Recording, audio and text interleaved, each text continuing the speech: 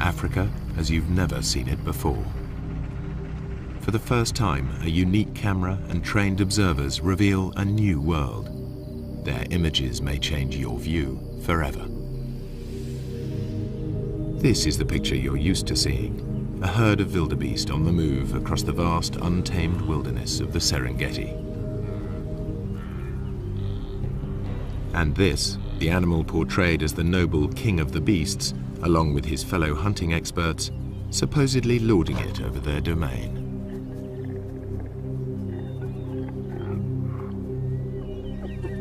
While the laughing hyena normally gets a bad press as a sneaky scavenger, an ugly coward.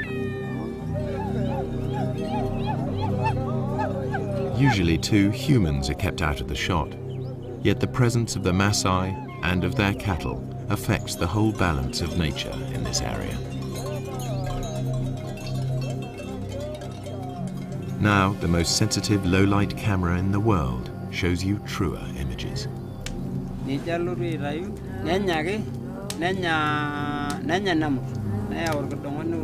While the Maasai enjoy the warmth of their huts, outside the electronic eye at last turns night into day.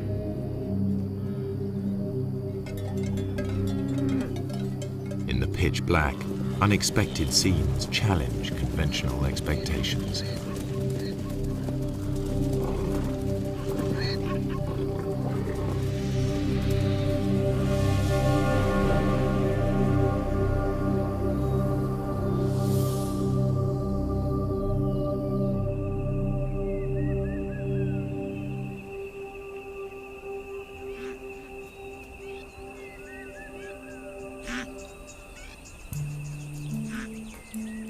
The Serengeti is a complex system of natural relationships, home to 500,000 Thompson's gazelle, 250,000 zebra, and more than 1 million wildebeest.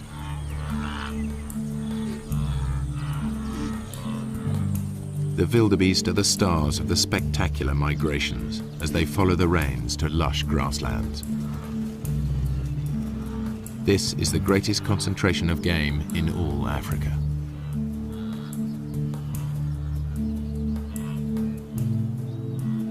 Their numbers attract the top predators, 3,000 lions in numerous prides. But by day, contrary to what most films show, the big cats are not a serious threat to the herds. Good eyesight and safety in numbers protect the wildebeest. This lion certainly acts like a natural killer. By contrast, the hyenas are just hanging about.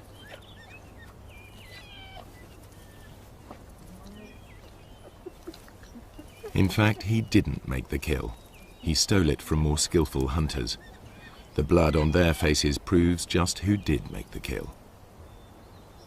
All too often, hyenas are portrayed as light-fingered latecomers. Yet, while the hyenas were feeding, the Prince of Thieves appeared. This is the bit most wildlife films leave out.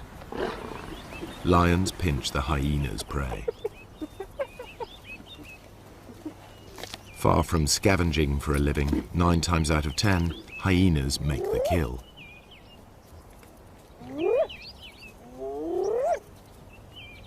At first sight, the lion and the hyena are locked in a struggle for the same prey. How can the hyenas make a living here at all? Until now, the only images come from filming by day. But lions and hyenas hunt most of their food in the dark. The balance of power is about to shift for everyone here.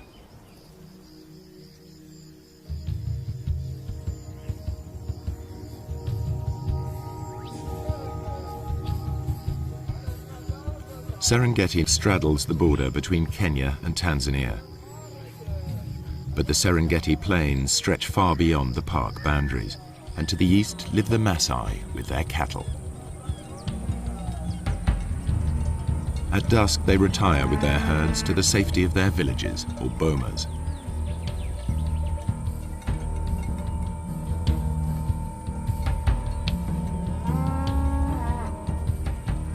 A wall of thorns keeps thieves and attackers away from their cattle and huts. The Maasai rarely venture out at night, except in force.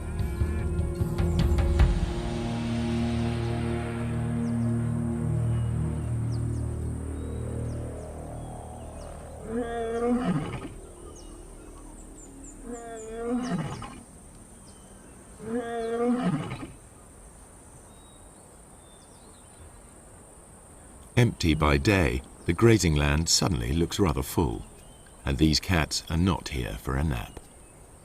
This is the only camera capable of recording what now happens. Technology also allows researchers to make a call to the animals themselves.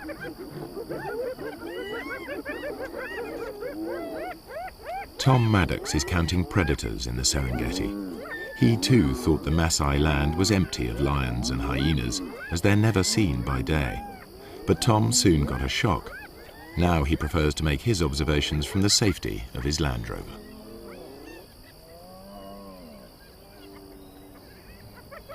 We use this technique that we call call-ins, and we basically have a tape of hyenas on a wildebeest kill. And when hyenas are on a kill, they make these whooping noises and these fighting noises. There's also a lion on the tape and it's fighting with the hyenas, and there's all this big commotion over this kill. And we play this tape on speakers on top of the car. And because lions and hyenas both rely on scavenging quite a lot in their diet, when they hear this tape, a lot of them will come in and they'll investigate it, thinking they're going to get a free meal. It was amazing where they come from. They just kind of melt out from the bushes in places you'd never have imagined a lion could have hidden, often quite close to where I was doing the call-in. And then it was equally amazing once the call-in's over, once they decide to go back under cover, usually about the time that the Maasai are starting to come out of the bomas around 7 o'clock. Again, the lions will melt straight back into the bushes. 1 minute the line's there, the next minute it's gone completely, and I know it must be sitting there somewhere, and they're so hard to find again. The ultra-sensitive camera is many times more powerful than Tom's military scope.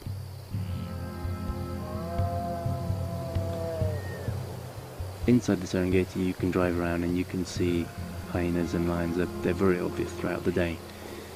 Outside the national park, that doesn't happen. You can drive around for days and days and not see any.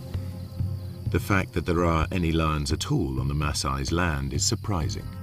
So far, I'm finding an extremely high number of lions outside the park. In fact, it's comparable to certain areas within the park. So lions are actually doing extremely well in an area where people are living and working and grazing their cattle, which to me was extremely surprising. Hyenas are also extremely common. Compared to inside the park, there were fewer, but there are still a sizable number thriving outside the park, and you will actually see them when you drive around in the evening. The hyenas are usually pretty visible. No wonder the Maasai report meeting wild animals frequently, even by day. Another worker on the night shift is Paula White. She's interested in studying hyenas in this different world, to learn how they and the lions carve up each other's catches. And like her quarry, she follows her ears. I'm going out to see if I can find some hyena kills. Take a look at how many clan members are on the kills and whether or not there's any clashes going on.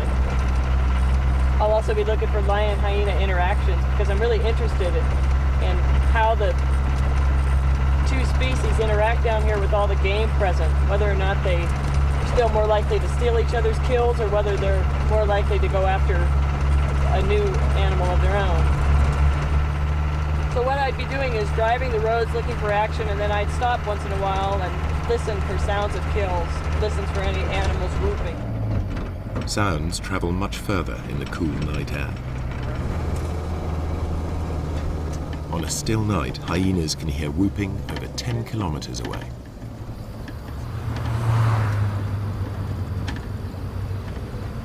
I think lions too are attracted to that sound and a number of other groans and squeals that usually accompany a hyena kill. It's a really exciting scene.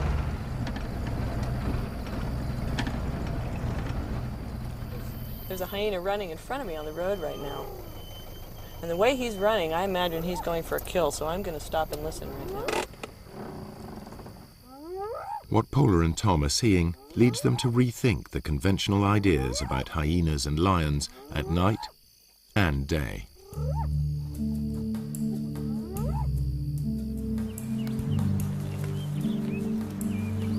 The Serengeti's two top predators both hunt zebra, wildebeest and gazelle.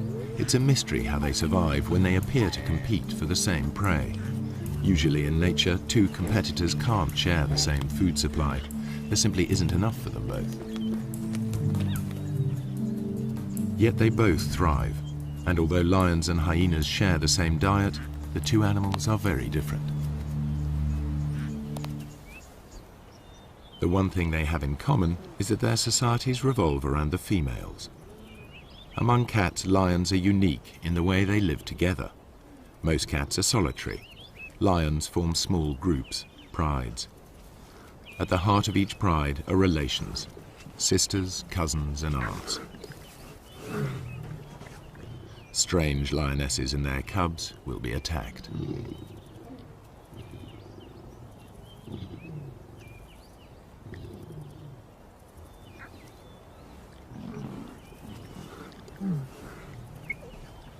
They cooperate to raise cubs. Lionesses will even suckle cubs of other pride members.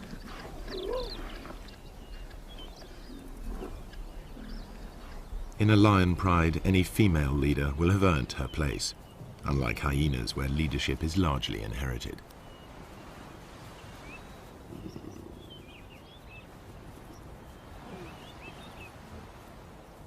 At times the males are absent, at others they hang out with the females.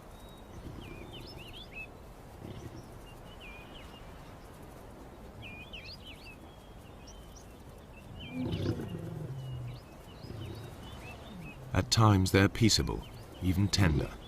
At others, aggressive to all.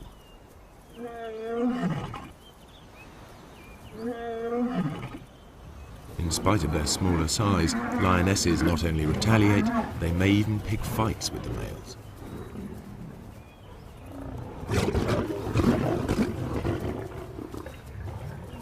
However, male lions are physically more powerful. In a test of strength over a kill, the female will come off worse.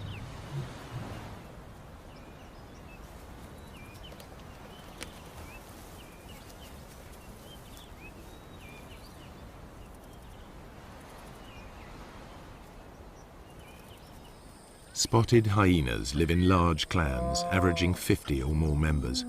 But the whole clan is not always together. Individuals and small hunting groups spread out over the plains in a living net.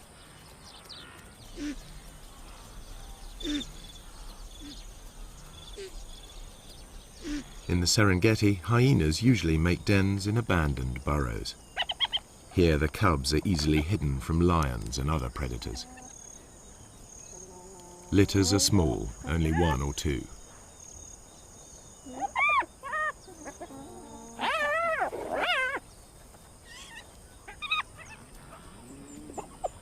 Hyena society is maintained by the rank that each animal inherits. If mum is high-ranking, they'll be high-ranking too, provided they've inherited her strength as well. Females may fight females, but males hardly ever fight amongst themselves, and certainly wouldn't dare attack a female. Clan life is ruled by the females, who are almost a quarter bigger than the males.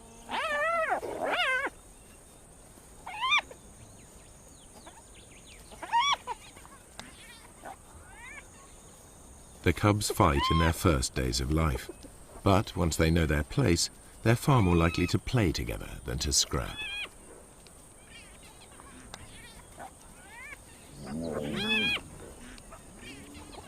The males can behave as best friends, even if they're members of different clans.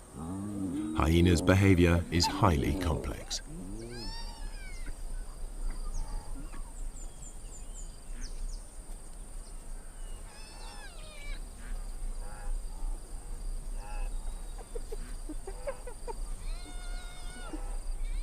From weaning to fighting, much of what hyenas do still remains to be studied by scientists. Nonetheless, the most marked difference between hyenas and lions is in how they hunt. All animals built for the kill hunt in the same basic sequence. They begin by finding their victims. Next, they single out a target by scanning the herd. Later will come the approach, then the contact, finally the meal.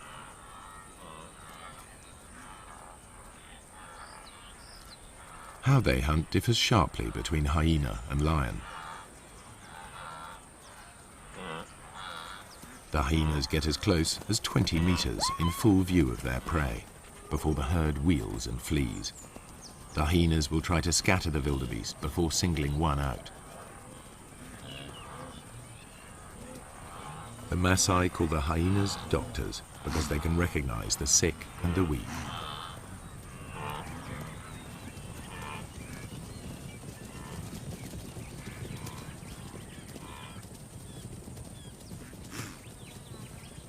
They run down their prey like wolves.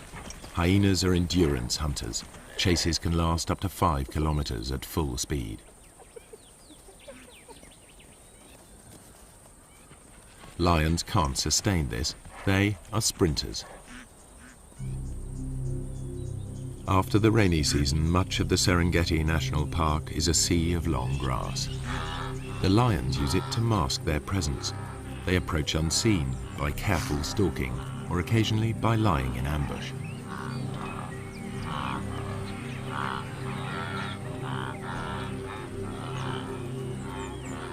Outside the park, where the Maasai graze their cattle, the grass is shorter. Any predator risks a confrontation with armed herdsmen. The lion sticks out. Not much chance of an ambush here. Hunting under cover of night makes more sense. As the sun goes down, life gets easier for the Serengeti's predators. Dusk diminishes to near complete darkness, which can continue all night if there are storm clouds or if it's a moonless night. The only camera on the planet powerful enough to see in total blackness even picks up stars invisible to human eyes.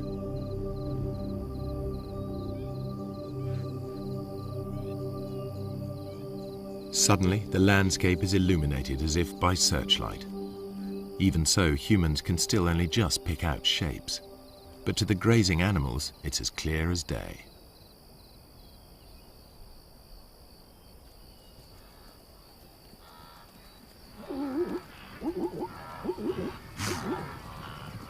The camera reveals crouching lions invisible to the naked human eye.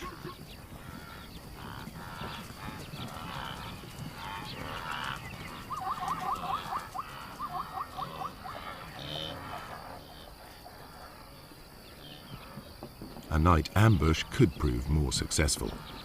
These two lionesses have detected a herd of wildebeest crossing a track.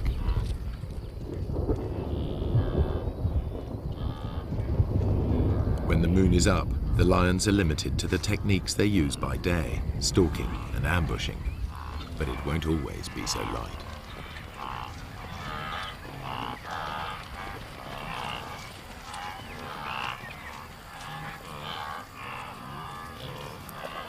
The pair near the crossing point and squat down, well screened by vegetation. One crawls into position to jump a victim.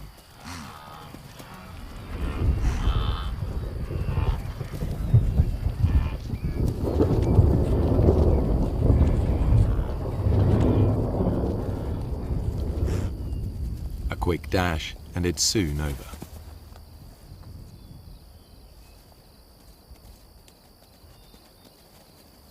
Although these lionesses have been successful, the moonlit night is really the best time for hyenas to hunt. The cool of the night air allows them to keep on running, something the easily tired lions cannot do.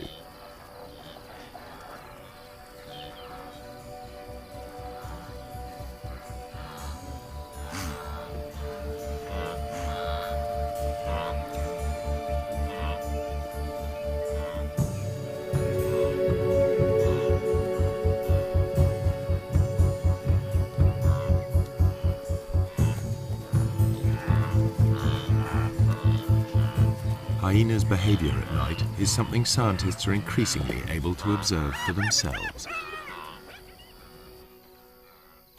I think I can hear a kill off in the distance, so I'm going to go in that direction. It sounds like there's lions coming in as well.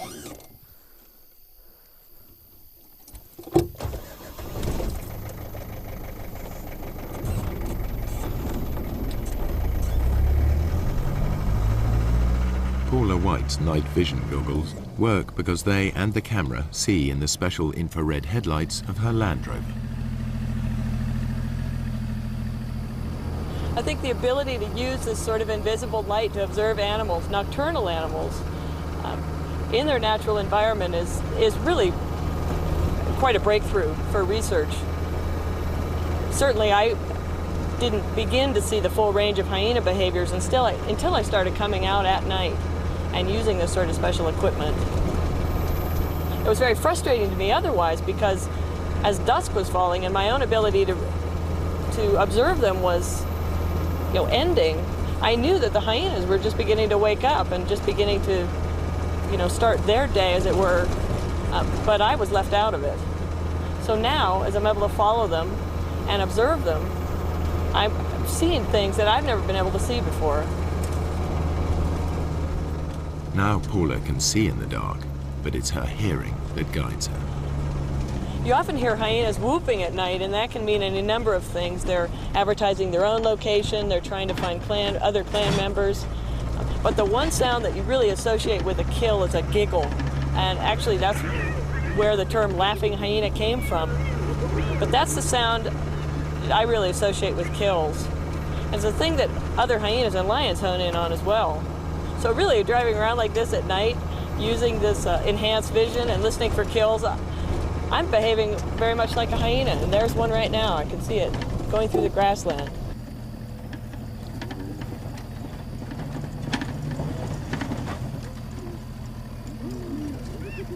A hyena's jaws are among the most powerful of any animal species. The sharp front teeth shear through skin and meat. Their jaw muscles are as big as a man's arm. At the back of the hyena's mouth, huge crushing teeth are strong enough to crunch up solid bone. Yet, it's a remarkably peaceful scene. Male hyenas are nature's gentlemen when it comes to sharing a kill with their clan.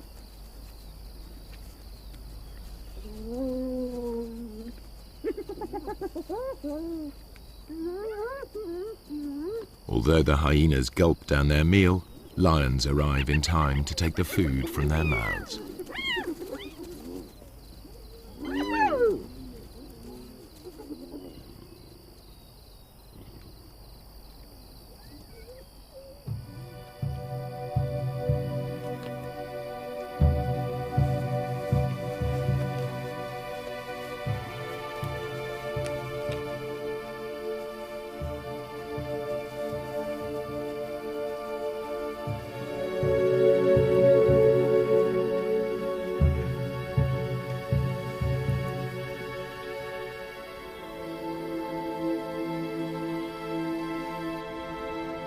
The camera unveils a night world full of animal life. Just how close these animals come to humans astonishes the researchers.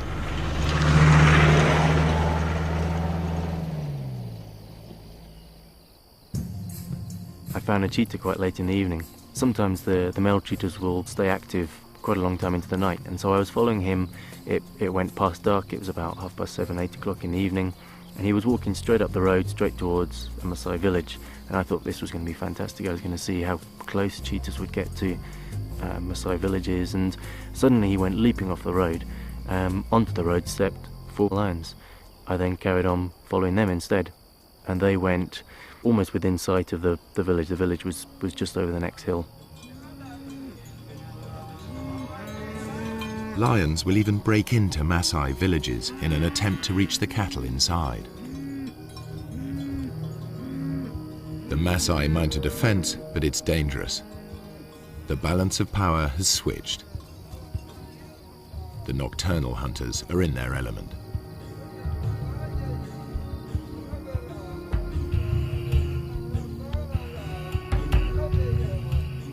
There are burglars about. The guard dog is aware of the hyena, but the Maasai will register its shape only dimly.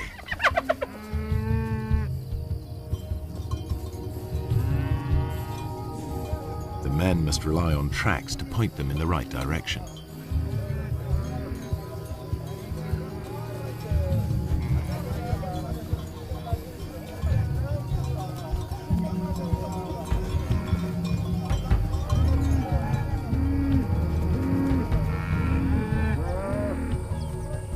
During the attack, a cow was killed and dragged off.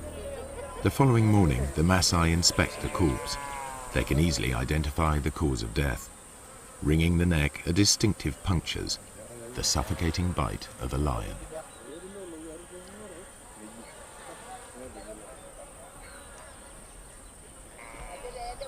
The culprit also mauled a warrior. The wounds could quickly become infected. The tribal doctor cleans the site thoroughly, without anesthetic. The Maasai prize suffering without complaint above all.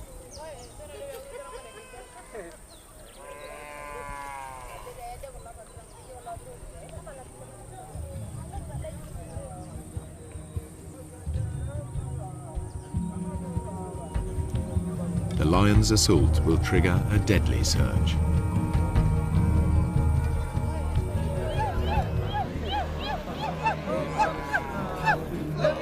Maasai warriors respond to the alarm.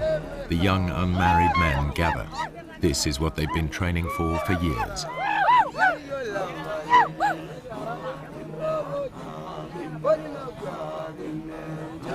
It's the supreme test of their stamina and self-control, and a test of their ability to bear pain without flinching. This is what they've been waiting for just such a chase. Success will give them a passport to adulthood, the chance to find a good wife. Failure will mark them for the rest of their lives. But before they can take part, they need to demonstrate their fitness. The elders will decide who will and won't go.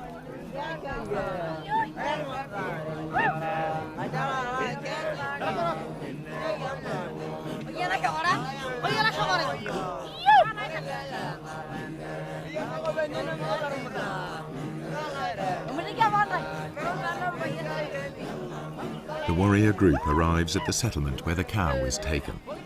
Each warrior wields a long-bladed spear. They are also armed with short double-edged swords and lethal clubs. They're all experts in the use of these weapons, against animals as well as people. In many areas, the warriors are now outlaws, but in this part of the Serengeti, their ceremonies are tolerated. Lion hunting by the Maasai is illegal, but these warriors are so far from the towns, they are generally allowed to continue. A day of ritual begins with chanting and dancing to hypnotic rhythms. Warriors demonstrate their strength and agility by leaping.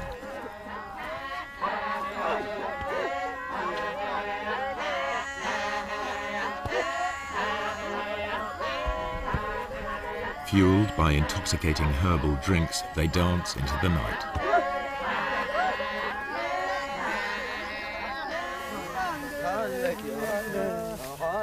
More warriors arrive from further afield, eager to be selected.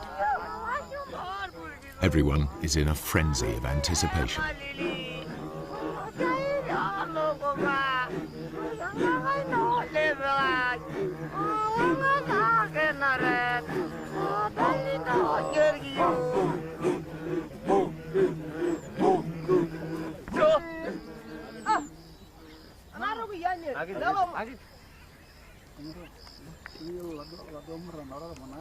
Ole Lembikas, a village elder, addresses the warriors. He sobers them by reminding them of the dangers ahead. He tells them to work together, to trust each other, and to return safely. Then he urges them to enjoy the party. It could be their last.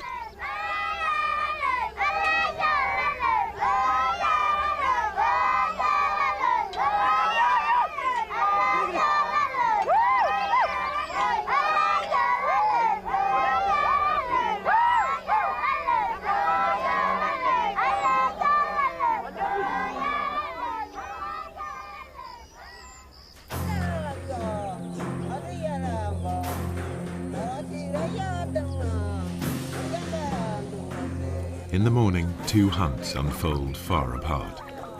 A lone lioness spies out a waterhole. Animal or human, hunters face mortal danger in the coming hours.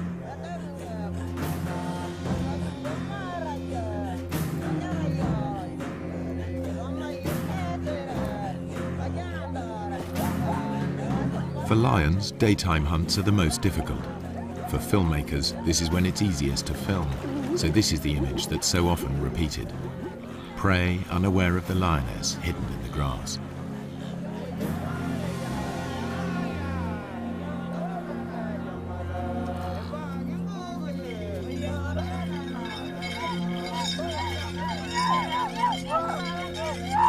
The hunters head for the place where a lioness was seen recently, the one they believe killed the cow.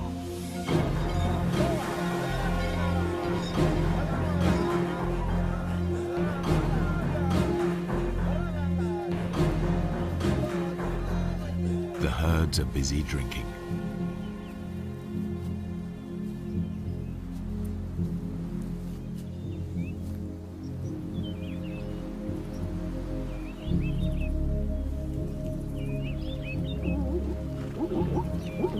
Zebras have keen sight. Their bulging eyes give a wide-angle view of danger.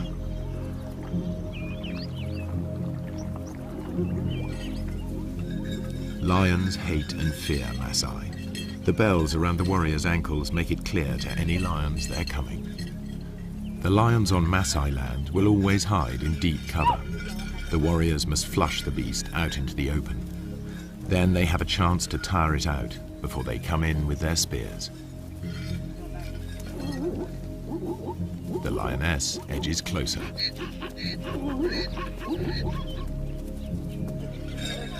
The warriors' search may last all day, covering up to 40 kilometers. The lioness's prey is within 30 meters.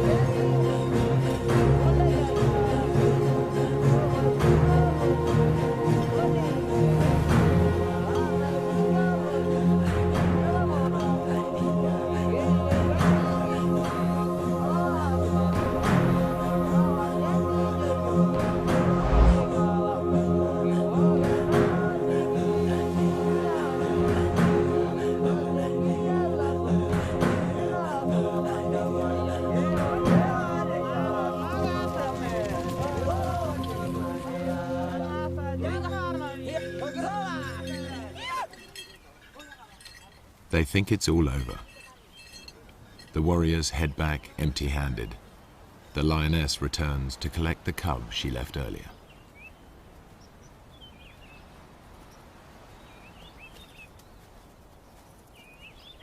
She hid it in long grass nearby, but the chaos of her hunt has attracted members of another pride. This is their patch, and they'll defend it. The mother calls to the youngster. Two other lionesses reach the cub first. They won't tolerate another female's offspring. They'll eliminate it.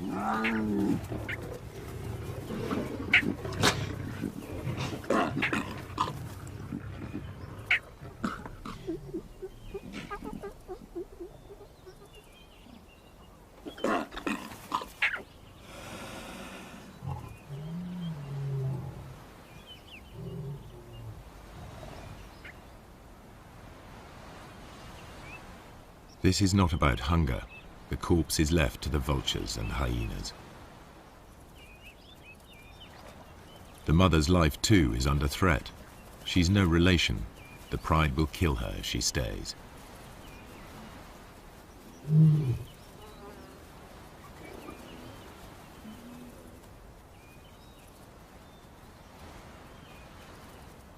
Outnumbered, without a territory of her own, she heads yet further away from the park. When lions roam, they are at risk, and so are their pursuers. What you're about to see has never been shown before. A tourist's camera videos the end of a hunt. A lion is cornered. There seems no way out.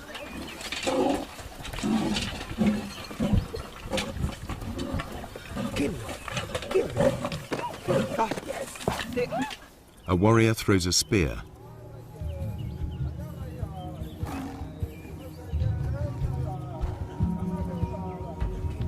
The tables are truly turned. Teeth and claws strike home.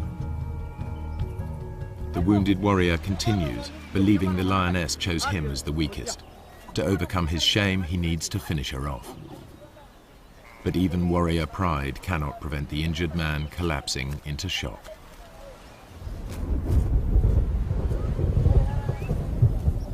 Meanwhile, the lioness dies of her wounds. She's wearing a radio collar, a park lion. Two different worlds clash.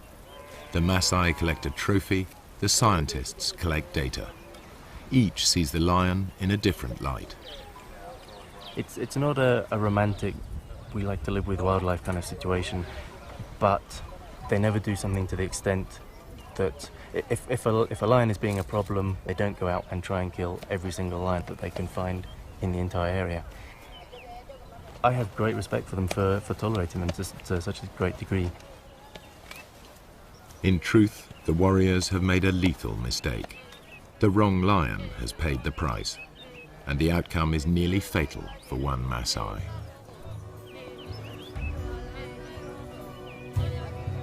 Were he to die on the spot, they would give him a warrior's rights and leave his bones to the night and the hyenas.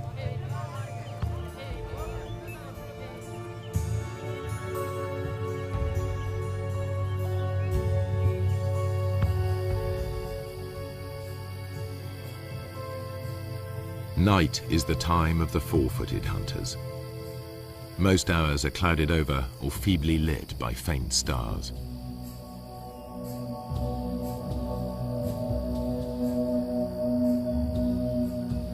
On moonless nights, the Maasai only leave the safety of their bomas in groups. But there is no safety in numbers now for the grazers of the plains.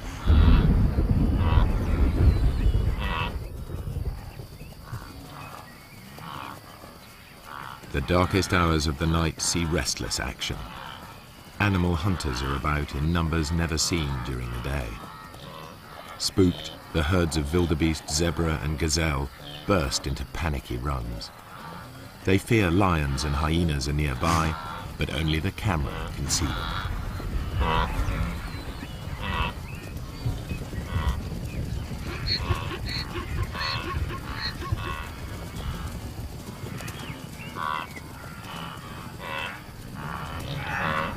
Not only the zebra are uneasy, a clan of hyenas is also on edge. They've made a kill in another clan's territory. It isn't long before one of the owners claims his rights.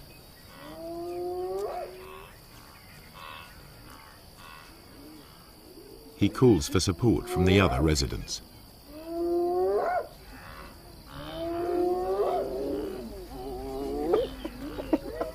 His clan bustles in to drive the invaders away.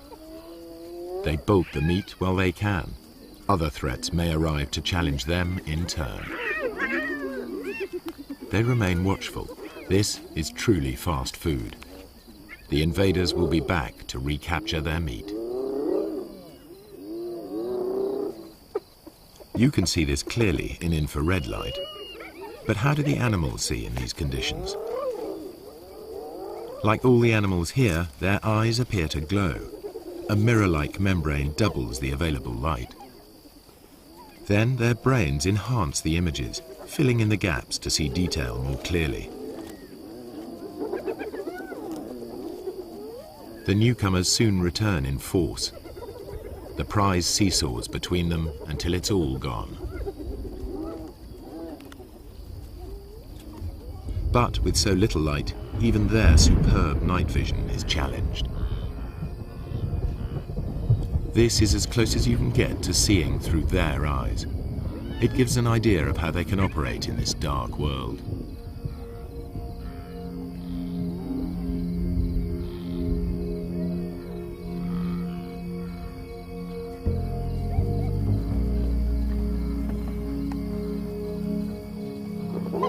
The lions and hyenas continue their battles, as if unhindered by the darkness. Once again, the lions have stolen the hyena's kill, but they all appear to be able to see exactly what's going on.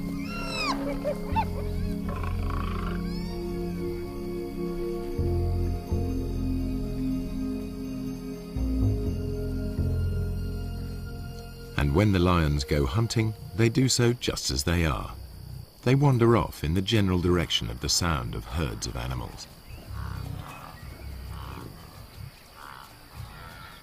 To the lions, the herds are almost invisible at any distance, just dull grey smears.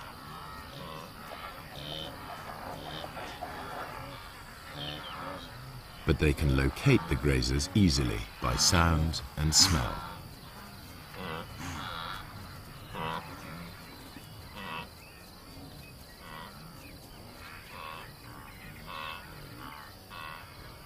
Night is the only time that lions can approach undetected here on the short grass plains. You are about to see for the first time how and when the lions of the Serengeti catch most of their food.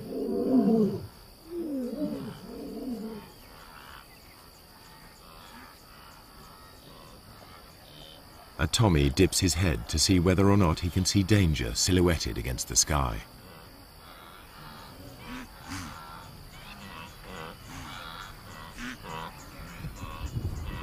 The circling lion is almost invisible.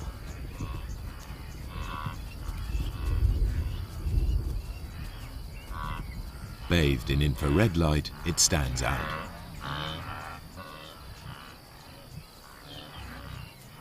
Another Tommy can hear something and is off.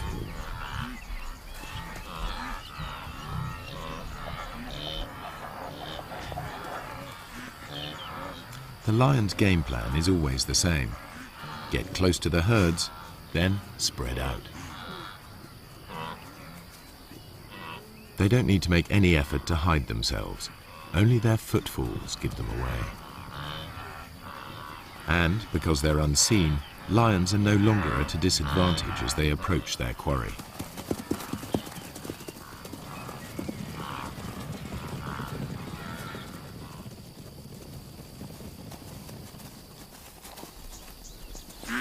Two young males take a small zebra with ease.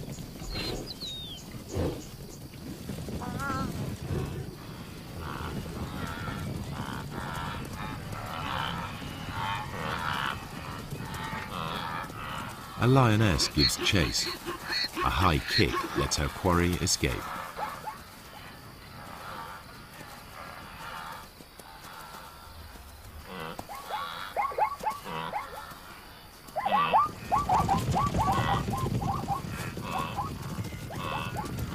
Soon, two lions bring down a fine stallion.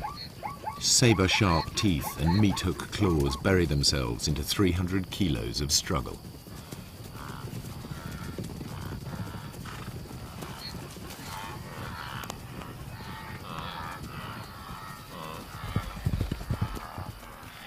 One lion grips the throat in a stranglehold, the other prepares to feed. Their ability to keep a grip on their prey in pitch darkness makes the kill possible. Everything the camera has disclosed comes together. The apparent competitors for the same food survive because there are times when one is more successful than the other. The animals hunt in different ways, by day and by night, and in differing light. These unique images show that the relationship between lions and hyenas is more complex than traditional pictures allow. The lions steal kills, and the so-called cowardly hyenas are often merely out to reclaim their prey.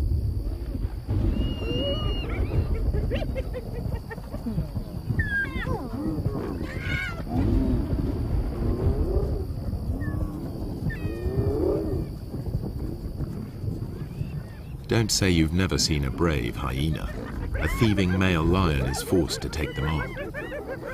The hyenas persist even though a single blow could be fatal.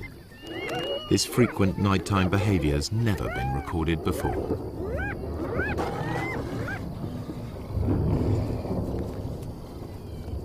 There's much more going on in the dark than people have realized, and there must be many more secrets still to be revealed.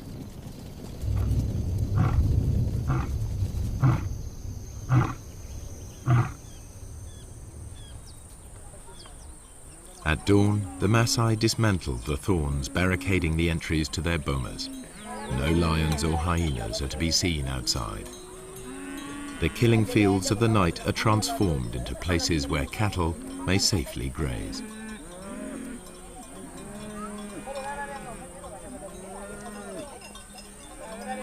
By day, everything is in the Maasai's favor. The cool of night and the light of the moon are ideal conditions for the hyena, a long-distance runner. But the darkest nights belong to lions, which can rely on built-in weapons and brute force. The truer picture that has emerged applies by day as well. Hyenas can kill when lions are too conspicuous, and it's the lions that are the scavengers.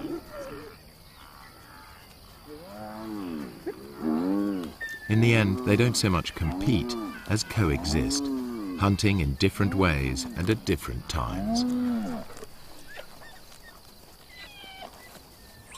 In the centuries that the Maasai have dwelt on the plains, they too have found a way of treading lightly on the land. Now, droughts and overpopulation bring challenges to their old ways.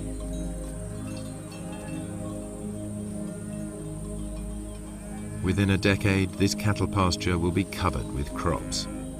Predators and herds will be gone, only preserved in the zoo-like national park.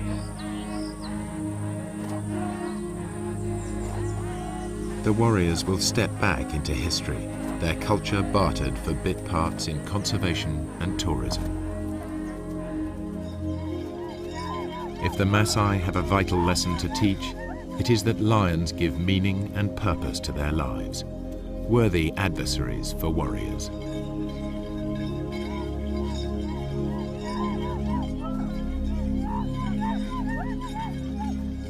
Their spears are already being beaten into plowshares. A patchwork of fields is appearing. Soon, fences will spring up. Nature's carefully crafted balance of power will be upset, animals and people in conflict. The picture that emerges may be starker, but it is more realistic. And never again will you be taken in by that well-groomed imposter posing as the king of the beasts.